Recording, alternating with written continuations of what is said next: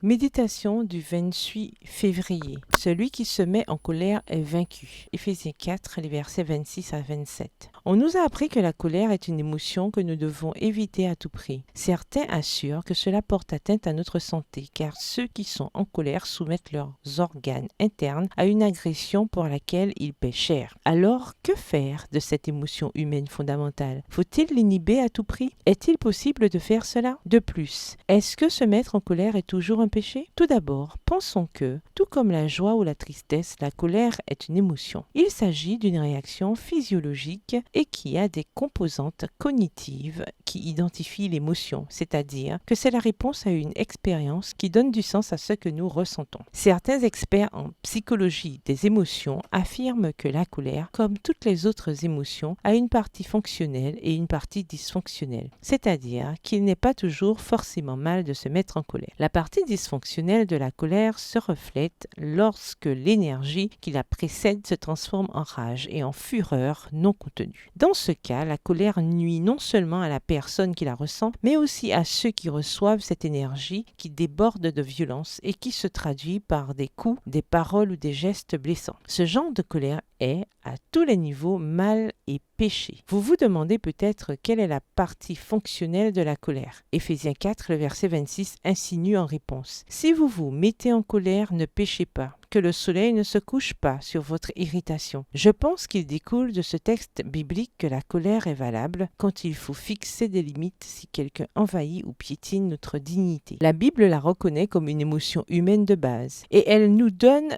une piste pour éviter qu'elle ne devienne quelque chose de dysfonctionnel. Ne permettez pas à votre colère du moment, aussi justifiée soit-elle, de vous pousser à pécher. Imposez-lui des limites, tant à son intensité qu'à sa durée avec l'aide de Dieu. Les abus, la violence, les coups et la grossièreté ne devraient pas être permis. La bonne colère se traduit par de la force, de la fermeté ou du mécontentement devant quelqu'un ou quelque chose qui représente une atteinte à notre droit. Vous n'êtes dans ce cas pas contaminé par une rage aveugle, non contenue ou incontrôlée. Si vous ne voulez pas être vaincu par la colère, ne réagissez pas à votre ego blessé. Surveillez vos paroles, ne cherchez pas de coupable. Attendez le bon endroit et le bon moment pour manifester votre mécontentement et demandez à Dieu la force dans la prière. Ne cherchez pas de litige, cherchez seulement la santé pour vous et pour votre agresseur. Que le Seigneur vous aide à gérer cette émotion humaine fondamentale que nous éprouvons tous. Bonne journée, que l'Éternel vous bénisse.